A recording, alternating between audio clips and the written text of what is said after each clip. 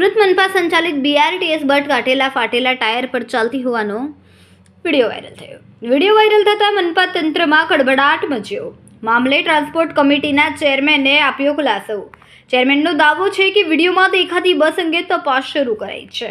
જવાબદાર ઇજારદાર સામે કાર્યવાહી કરવાની ખાતરી. BRTS બસોના મેન્ટેનન્સ અંગે પણ સમીક્ષા કરાશે. મુસાફરોની સલામતી સાથે કોઈ સમજૂતી નહીં કરવાનો દાવો. હવે મનપાની કાર્યવાહી પર તમામની નજર.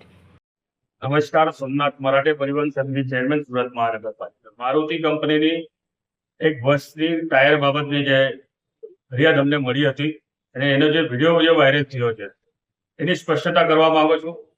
ડ્રાઈવરના કહેવા પ્રમાણે જે એક ટાયર પર ગાડી જે ફરી રહી છે એ બાબત એક ખૂબ ગંભીર છે, પરંતુ ડ્રાઈવર ગમે તે જવાબ આપીને છૂટો થઈ ગયો છે.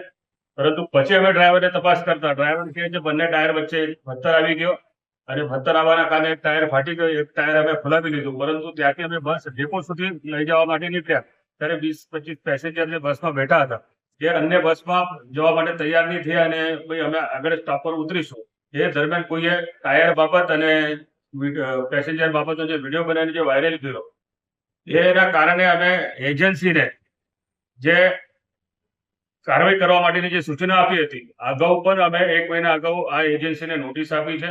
નોટિસનો આધારે જે 75 બસેસમાંથી 15-20 બસેસનો જે મેન્ટેનન્સ બાબતે જે અમને ફરિયાદ મળી છે એ એવી બસેસ હવે રસ્તા પર નીકળશે નહીં એવી અમને સૂચના પણ આપી હતી. પરંતુ આ બસના સંચાલકે અમારી પાસે 28 ફેબ્રુઆરી સુધીની મુદત માંગી હતી.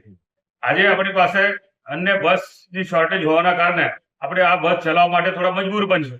પરંતુ કોઈ ઘટના નહીં બને, કોઈ ઘટના બનશે તો એની મારે તો ટ્રાવેલ્સ કંપની જવાબદાર હશે. તો આવી સૂચના પણ અમે આપી છે અને કદાચ આવી કોઈ પણ હવે આ લોકોની બેદરકારી દેખાશે તો એમની ઉપર પેનલ્ટી તો થશે જ નહીં. અગર કોઈ ઘટના બનશે તો તમામ બસ અમે એમની સસ્પેન્ડ કરી દઈશું, એવી અમે સૂચના